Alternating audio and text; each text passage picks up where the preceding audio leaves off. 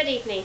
Tonight I will talk to you about behavioral issues that parents and teachers deal with at preschools and home all the time.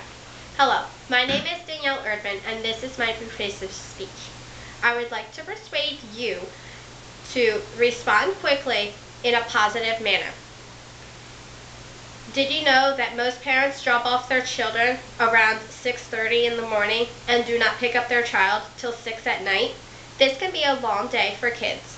I know that from experience because I work at a daycare center.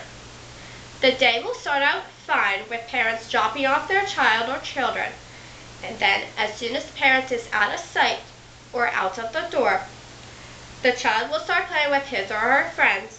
Then one child out of the group will start pushing their friends and throwing toys around the room, hurting other children. Children will push your buttons all day. Today, I would like to talk to you about both sides of behavioral issues, which will include characteristics, tips, and the other issue, whining. Let's start off with characteristics of behavioral issues that children deal with at the age of 3. According to BrightTots.com, young children who display severe behavioral and emotional problems have a 50% greater chance of continuing to struggle with mental health problems and into adolescence and even adulthood. In my classroom, this will be about half my kids.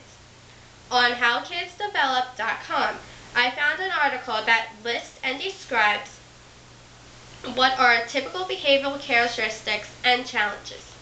Some of the characteristics are independence, creativity, the question why, listening, motor skills, language, phobias, and sexual curiosity.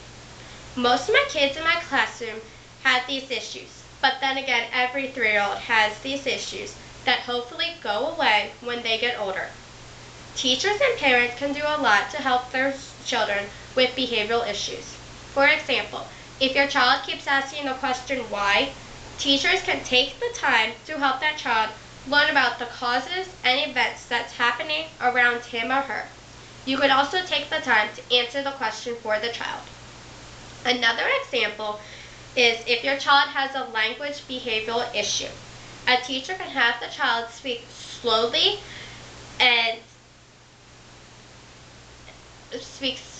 to understand what they are saying.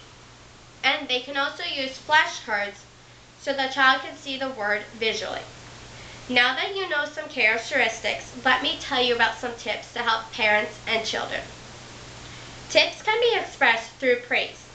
According to About.com, I found an article that praises 3 steps to improve your child's behavior. The first step is relationship, which means have a good relationship with your child.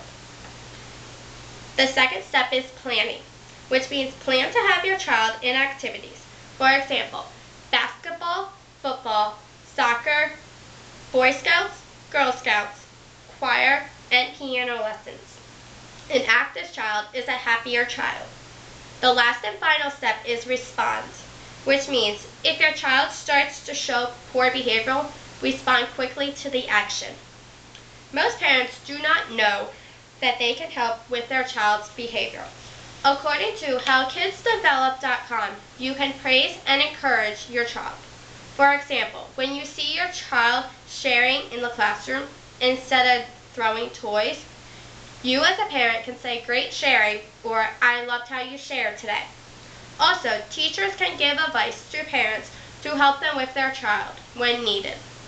Kimberly, the author of Children Can Be Good, says catch a child being good.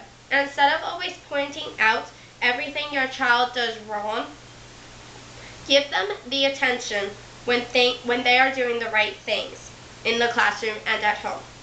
Now that you can help your child, let me tell you about the other side of this issue, which is whining. I know as a teacher, I dislike whining. I hear whining every day. The children can be whining over not having a turn on the computer to not sitting in the right chair at lunchtime. According to childparenting.com, there are 4 steps to stop the whining. The first is notice when he or she is whining and choose to respond quickly. The second is when he or she is whining, call their attention to it. The third is tone of voice, which is the hallmark of whining. But the child's reaction to be told no is another component of whining. The fourth is reinforce non-running. Focus on the problem for 2 to 3 months, then that problem should go away. Parents can also ignore when the whining Parents can also ignore the child until they are done whining. This may take up to 2 to 3 minutes. In conclusion, we heard that there are many characteristics for behavioral issues. However, there are tips that parents can do to help their child. I hope that my child does not have behavioral issues. Overall, I talked to you about the characteristics, the tips, and the other side of the issue, the whining. Thank you for listening. I would like to leave you with this one question. Which side are you going to choose? Will you respond to your child in a positive manner and reinforce good behavior with praise? Or will you ignore the child and hope the problem goes away? I would like to persuade you to interact with your child with a positive but firm attitude. Thank you for listening. Have a great night.